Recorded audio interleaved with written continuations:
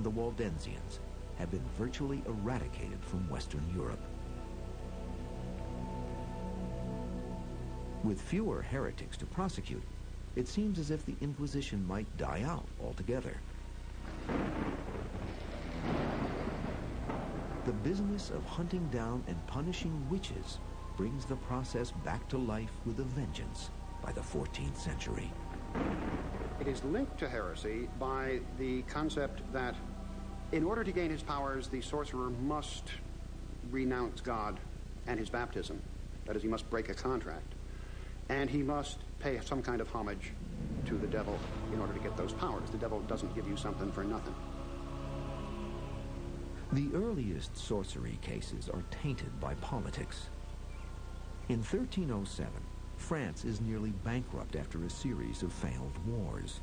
Her king, Philip the Fair, becomes envious of the riches and property possessed by the Knights Templar, a powerful and influential order of warrior monks formed during the First Holy Land Crusade.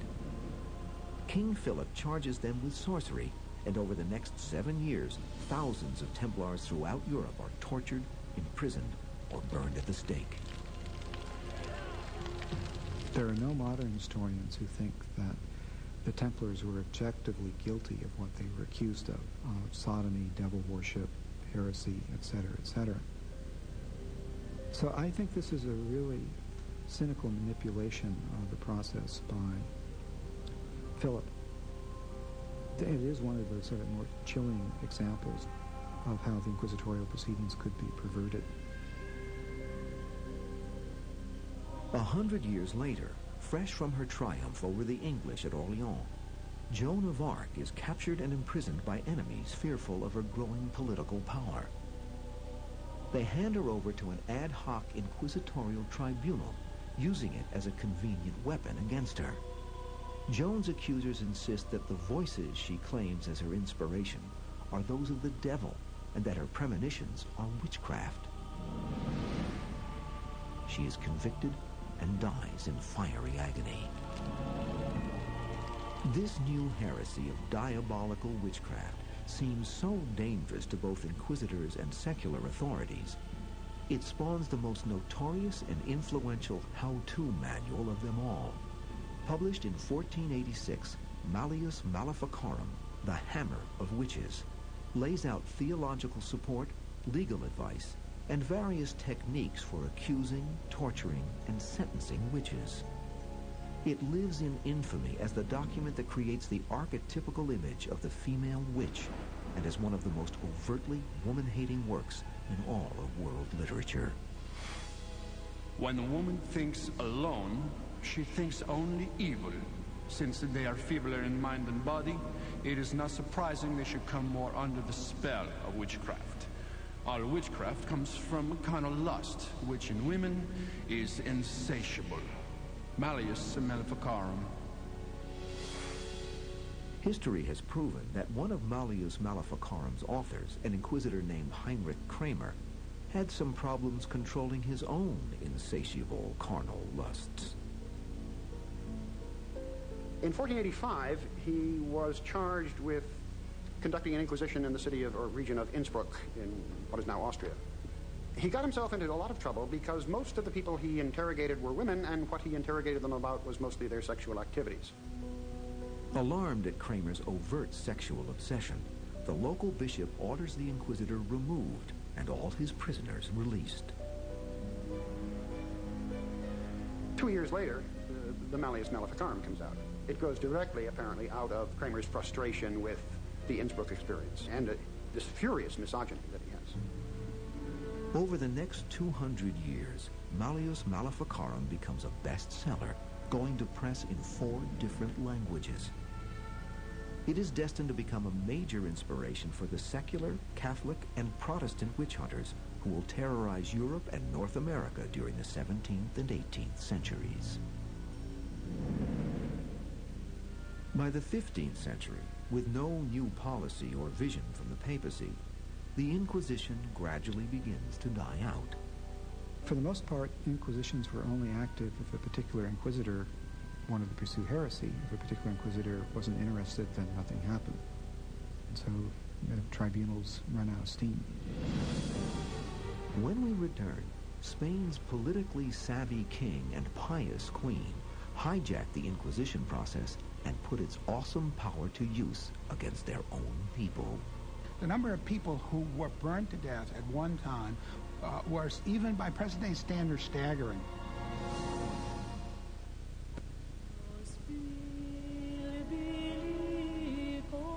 The plight of European Jews during the medieval period has always been a desperate one.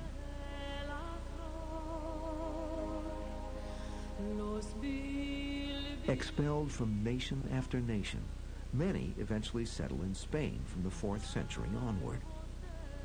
Here they prosper, living and working in relative harmony with both Muslims and Christians. But by the end of the 14th century, a series of economic and social upheavals stir up age-old prejudices. In the 1380s and 90s, anti-Jewish riots lead to the burning of synagogues and the massacre of Jews by the thousands.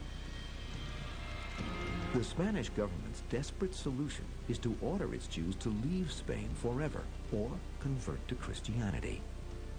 Many choose to leave, but others, weary of the ceaseless persecution, opt to give up the religion of their ancestors in order to stay in Mother Spain.